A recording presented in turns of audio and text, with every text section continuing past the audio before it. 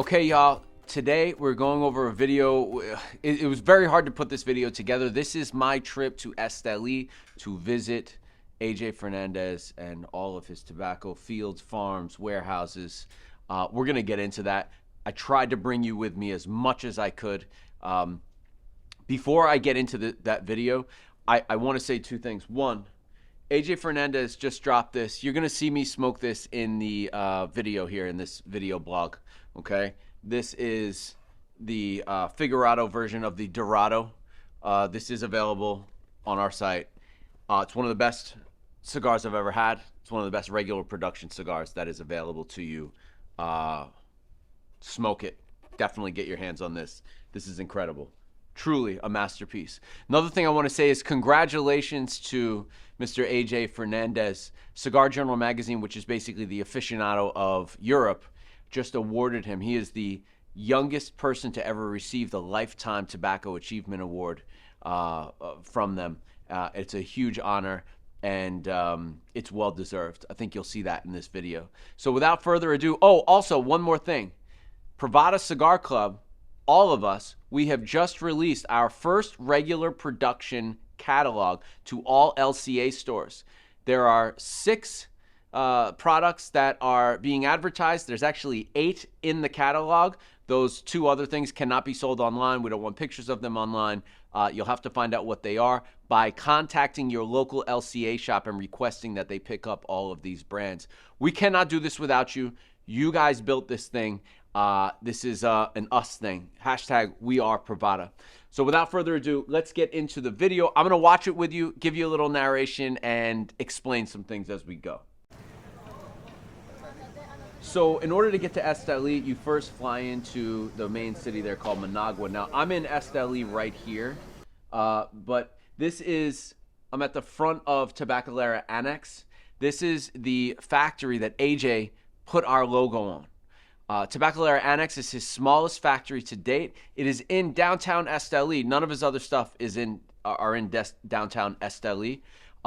This is an experimental factory. Tabacalera Annex is where Subterraneo came from. It's where a lot of the Wes Anderson series came from, like Academia. We're producing some experimental cigars, limited edition stuff, things that we can't do more than probably 10 to 15,000 of. It is an awesome factory. I'm going to walk you inside here and show you, but that's me standing up front. I lost my luggage on the trip, so I'm wearing, aside from the Privada hat, I'm wearing all clothes that I bought down there. They have a lot of bootleg stuff, probably coming in from China. That is definitely not a real Lacoste shirt I'm wearing. So this is the factory. This is where the rollers are. It's another room of rollers. We're checking it out. My boy Mario right there. Look at that beautiful cigar. Okay, so this is one of the rooms. There's 2 rooms of rollers. So, okay, here we are. I just got off the plane in Managua. I got thrown into a pickup truck with a couple of guys. My boy Mario, he was very nice to guide me around Nicaragua while I was there. I felt like I was in a James Bond movie getting off of the plane and into the streets. I felt very safe. I did not feel like nervous about anything. I really felt good about being there. So these are the streets of Managua, okay? Right here, so Mario hands me a 6-pack of AJ Fernandez cigars. And I do probably what a lot of our consumers or members do when I see AJ cigars. It's like, it's become a utility. So you look at it and you're like, oh, it's an AJ cigar. Well, those were the only cigars that I was able to smoke on the trip, so or on the drive out there, which is a 2.5-hour drive. So I cut one of the cigars open, and a few things happened that I want to share with you. Number one, I didn't realize how flavorfully balanced AJ's core lines are. I mean, these are some of the best cigars on the market. You're going to see why the cigars are the best. It's because we're dealing with the best tobaccos, and we're putting them through processes that no one else does, okay?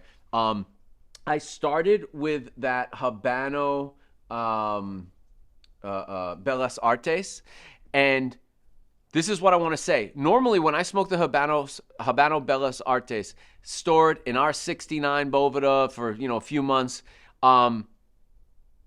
it definitely hits harder than these do. And I know there's about 20% of the market that leans more towards Dominican tobacco. And I think the reason they do that is because they're looking for a little bit more of a mild or nuanced experience. In this humidity range, these cigars smoked totally different. So if you're someone that likes a more mild experience and a lot of Nicaraguan tobacco is too full for you, I highly recommend keeping a small humidor, Tupperware, a Privada bag of cigars that you're going to smoke within the next month at 75.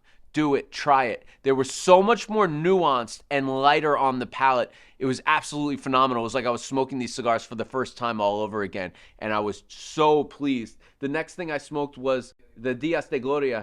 This cigar should be an $18 cigar. It is packed with flavor. You get a little bit of that cedar that they wrap around it. It is one of the most balanced, most flavorful cigars I've probably ever smoked. Johnny, you had one the other day. I truly, I wish I could describe that a little bit more, but so this is what you see mostly on the trip to Nicaragua. It's a lot of campo and then a few cities. When I first got there, we went to one of AJ's many homes, and they had a barbecue set up for us. There's AJ himself. Marcel was on the grill. That's Freddie. He runs all the business. He is the man. Before the meal, AJ, shout out to Victor Calvo back there, legend in the game. Before the meal, AJ wanted me to try the Dorado before they ship to the U.S. This is the Figurado version. This is what we have on the site. And as you can see, he toasts that whole front. Okay, I usually cut it off. But nice polo. I just couldn't get over how flavorful this cigar was. So I knew I was in for this is how you smoke an interesting trip, a journey through tobacco flavor town, if you will. Yeah. So I'm just totally in awe of the flavors of this cigar. I couldn't put it down. Dinner was about to be served. Shout out to Mario back there. That's my guide. He's got some degrees. I don't think it's agronomist, more in fermentation. The guy really knows what he's talking about. He was an excellent, excellent educator during the trip. This is the meal that we had. You can see the ribs. AJ also farms pigs, so he's got the best pork I've ever had in the game. We ate a lot of pork, and it was fantastic. We even had, I think, on the Instagram, you can see a live that we did from a pig roast. I mean, it was just out of control good. This is AJ's humidor. I'm kind of rummaging through, seeing test blends and all types of interesting stuff. Okay, so this is what AJ does all day. He walks through these fermentation warehouses, right? And he's constantly checking. On the top of each of these bales, I'm going to pause this at 303. On the top of each of these pilons, as they're called, there are a clipboard. And the clipboard shows how often they're checking the temperature of the pilons. And so for 2 years, minimum 2 years, they are constantly building these pilons, breaking them down, building them, breaking them down, building them, breaking them down, getting them up to a certain temperature, bringing it down. And that's a minimum of 2 years. It can go up to 5 years, depending on the tobacco. So this is, I would say, about the size of a football field, maybe a little bit bigger. I can't explain to you the scope, the epic proportion of the operation that AJ has built.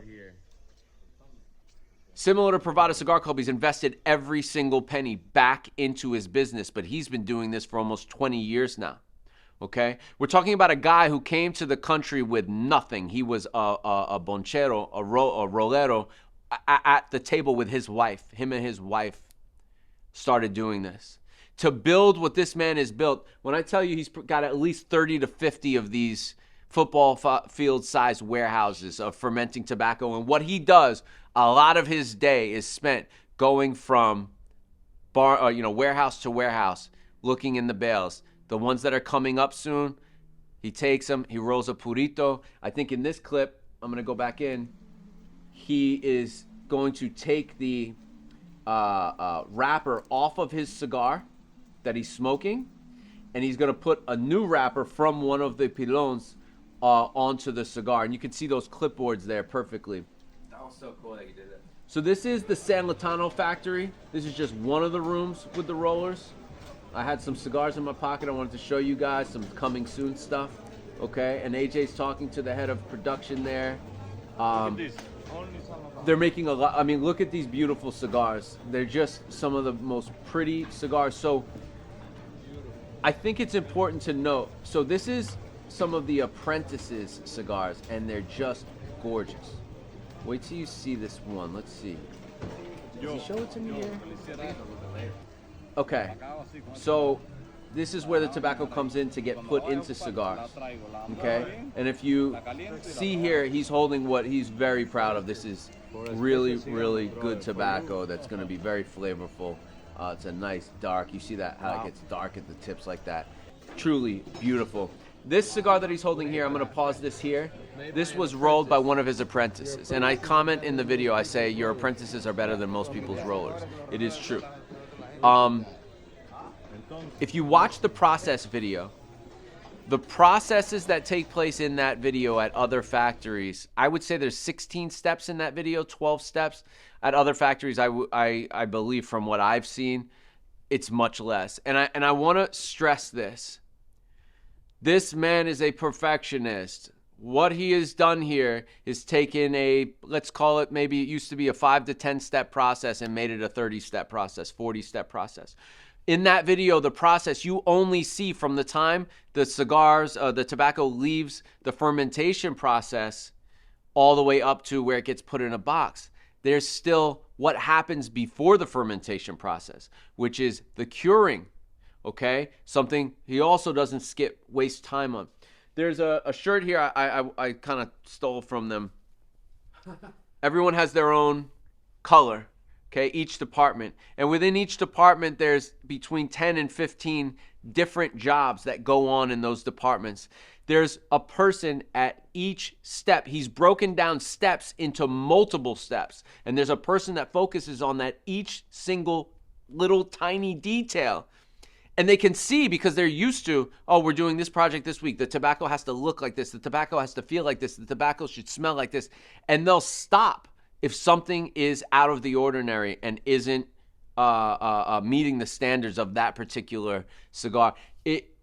I don't think I can possibly, even with the video, explain to you how meticulous and how detailed these processes are. And another thing I want to say, in the past, I'm pretty sure you could have accused me of being a little bit of a snob in regards to when I would look at certain people's stuff and I'd say, oh, these people are cutting corners here or there. And I don't always talk about it publicly, but if you've smoked a cigar with me, you know that I can do this at times. Oh, these people must be doing this or this one must be doing that. I can tell that because of this. I think that I was looking at people that skip parts of the processes suspiciously, okay? But it's not that they're doing something wrong per se. It's that very few people have the luxury to be able to afford to have this many people working for them to do each particular part of the process. I truly believe that AJ Fernandez is in control of some of the most flavorful tobaccos ever made. Subterraneo was high output body, crazy experimental, like boom, kind of stuff. His regular line is probably even more balanced than that, and just extremely flavorful and nuanced. Science is meeting tradition.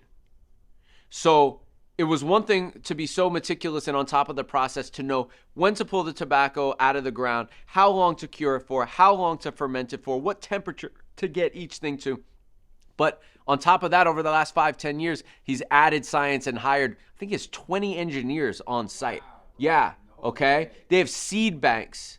They look like vaults with refrigerators that have different seeds. This guy has strains of tobacco that no one else has, and they grow perfectly in this environment because they know what the magnesium level is in the soil, what the pH level is. They know when to pull, when to push, when to add more nutrients, when to take away nutrients, what to grow between crops. They've got it tradition down to a science, and we are so lucky to be able to have the opportunity to smoke these tobaccos. Once I started to get involved and see what was going on there, I walked into a room full of rollers, and tears came to my eyes. Like, it was uncontrollable, and I kind of like dipped out because I don't want to look like a little bitch. But there are so many people involved in these processes.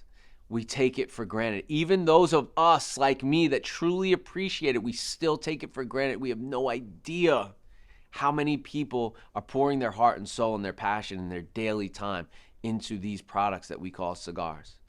And I think that's part of the reason why I've always been offended when someone's like, oh, this cigar, chill. Find what you like. You know what I'm saying? Right. But nonetheless, and shout out to Robert Holt. He put out a project, Robert and Sharon Holt. They put out a project called 300 Hands, and that's what that product was talking about, that there's over 300 people that touch that tobacco from seed to cigar. And I think that's a brilliant project, and I don't think it ever got the love that it should have gotten, although I'm sure it did well. I also want to say one other thing. I don't know of any time in history where someone as influential and as big in the industry as AJ Fernandez has ever put a retailer's logo. I mean, we're a brand too, but put a retailer's logo on a factory. And I know that probably caused him problems. But AJ sees in us what I believe he wants to exist in this industry. For the first time, he sees a consumer that truly cares and is as passionate about cigars as he is, if that's possible. And that's really special. We've made history together, and we're going to continue to take this thing to the top. I believe that Privada Cigar Club will be the #1 retailer in this industry within the next 10 to 15 years. Time is on our side, fortunately for us, and we're doing such a good job of learning as much as possible. In the beginning, I think a lot of people were intimidated to walk into shops and pick out cigars and get looked at like, oh, what's this guy buying? That kind of stuff. We've talked about this a million times. Most of you now know, after being in the club for even as little as 6 months, know more than 90% of consumers that are in tobacco shops, okay? You know more than some of the people behind the desk. So we're at this level. After this trip, we're going to this level over the next few weeks and months. You're just getting information, that process video. All this stuff is going to process in your brain, and we are going to this next level, and over time, we're going to go even further and further and further. So what I want you to look for is I want you to watch his face.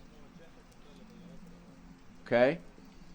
And some of what we talked about on the trip, not only with AJ, but with Mario and a few other people, is that the tobacco, blending is a dance, and the tobacco is constantly speaking to you.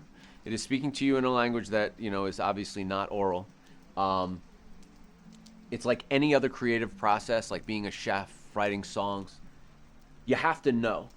And over time and experience, you start to know. It starts to tell you things. It's ready to take out of fermentation. It will go good with this other tobacco. There's all this dancing, testing, trying new things, and then listening. Is it ready? You're not really listening, but I think you get what I'm saying.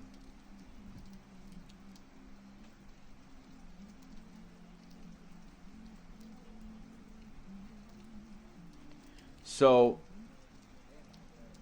in Nicaragua, they use 3 different types of parts of the plant to roll. They use seco, viso, and ligero.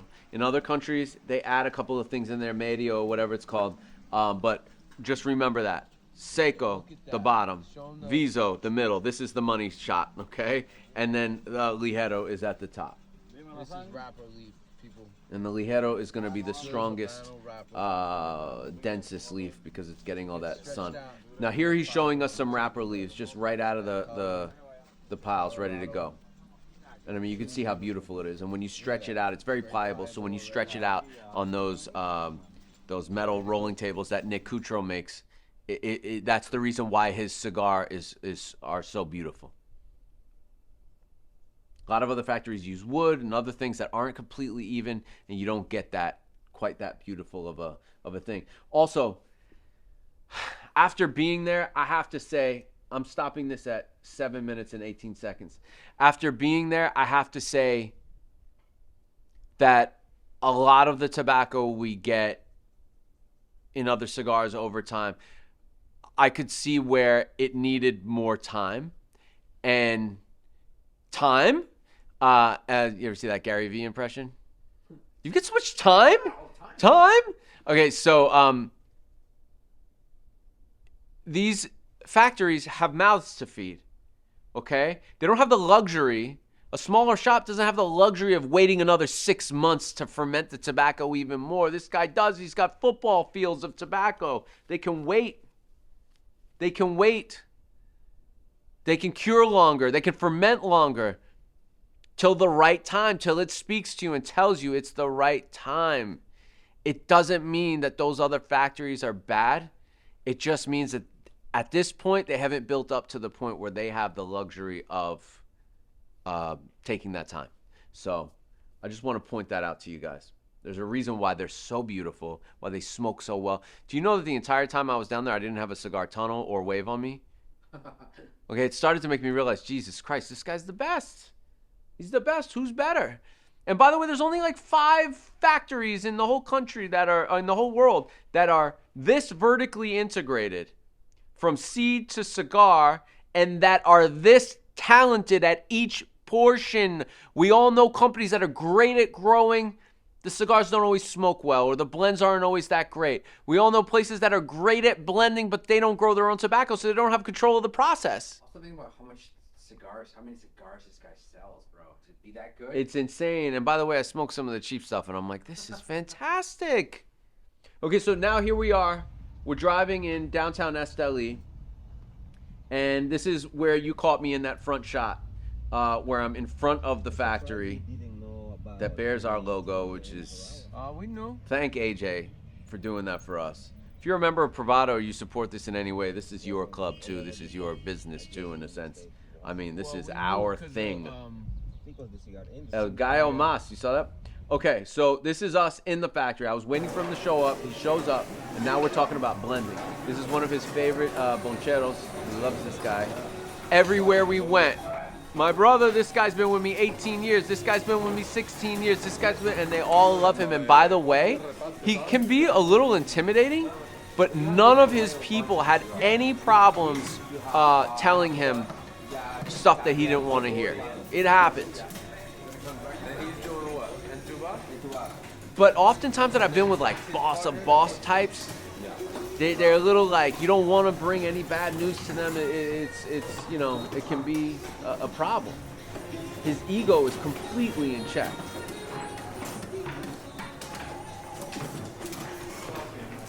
All right, so this woman is putting on, she's the rolera.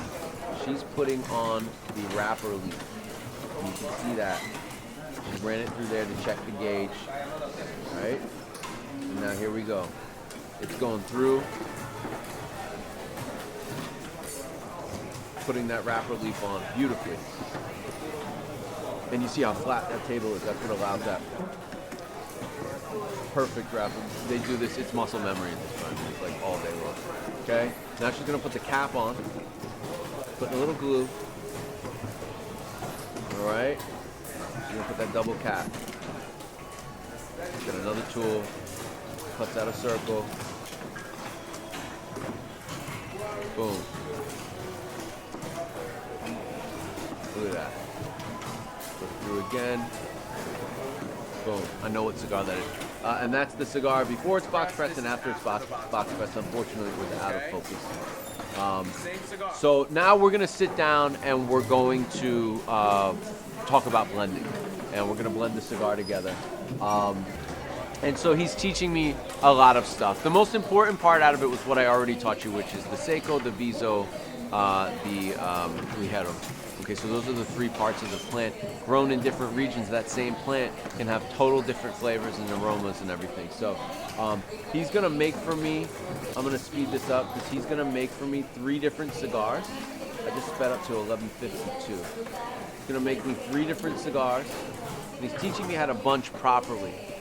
I'm gonna speed up again to 13:22, and you can see here he's rolling it into newspaper, and that's because we're not doing a press. So before box presses, Nick Coutreau and Santana taught us this. You rolled in paper. The paper was the mold. So that's how the original guys roll. Now, if you just saw that, I'm gonna back up. Wait till you see this guy put the cap on. Wait till you see his style of putting a cap on. It looks like magic. It's very cool. Here he is. Watch this. Whoop, done. That cap is on. All right, I thought that was really cool. It's like a magic trick. I guess so. I don't know. That's like some street shit. I don't know, but you can see he's grinning. He knows that it looks cool, right? So he's gonna put that in the newspaper for me. And so we came up with a blend made out of 3 different cigars. He gave me the 3 different cigars separately to smoke and try on my own, and then he gave me the 1 cigar which I already smoked. We filmed this before, but we had problems with the audio, and so you know that's what we're doing there. The entire time that I'm there, all I'm thinking about is how impossible this process is. It's so meticulous. Go back and watch the process video again. Read the little headers, the little footers underneath telling you what part of the process is. That's just one portion of making a cigar, and there must be a dozen parts of that process.